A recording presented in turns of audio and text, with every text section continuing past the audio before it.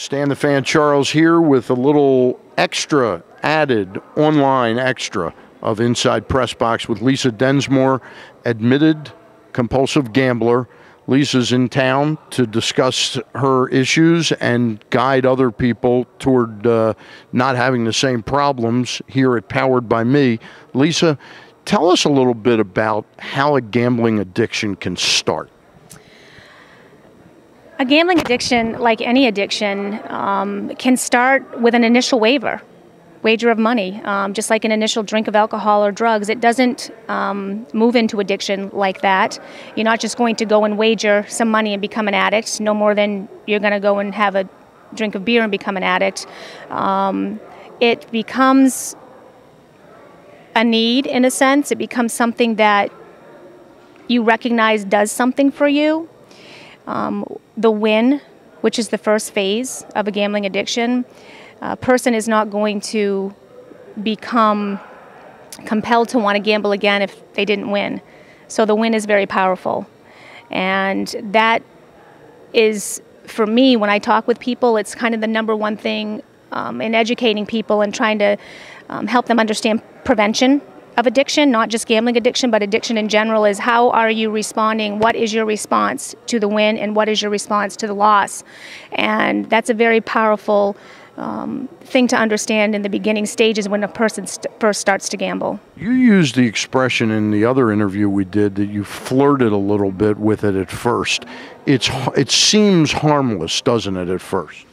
It seems harmless at first. I think we don't know, we're not aware. So for me, really as a kid, it started with me as playing bingo, is really how it all began. And I became very competitive with it. As a competitive athlete that I was and that I am, I became very competitive with it.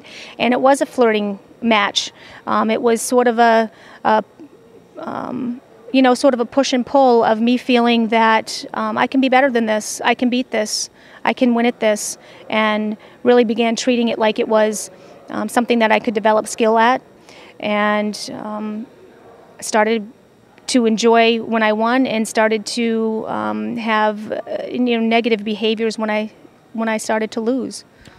When you look at addiction, because you speak to people that have other addictions as well, what's a commonality of all of them? Is it that it's replacing something?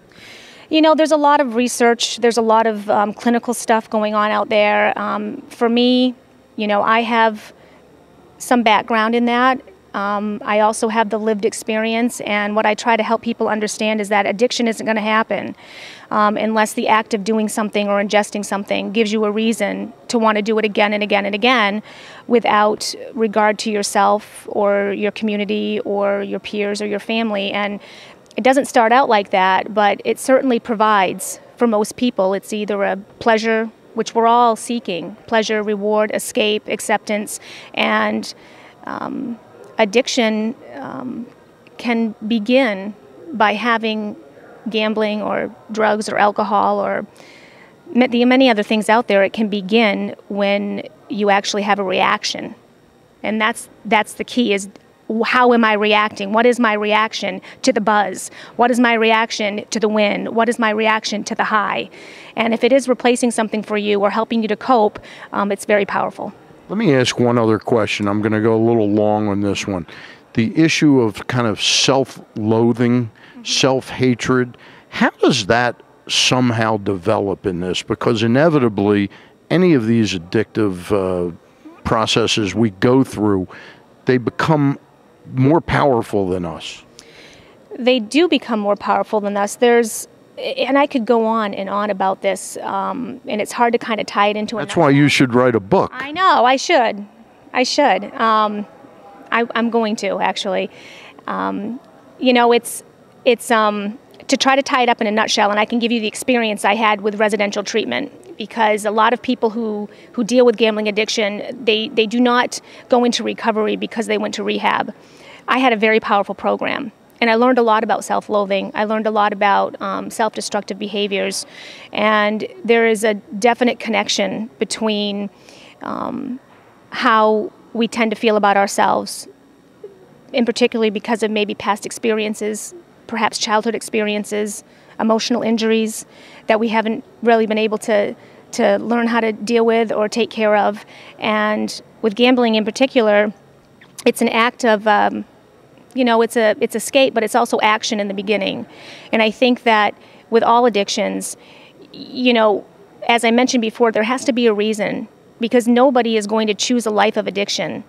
And it is a powerful escape. It is a powerful tool. It is a powerful means of coping with things that we perhaps aren't coping with, or pains that we may have.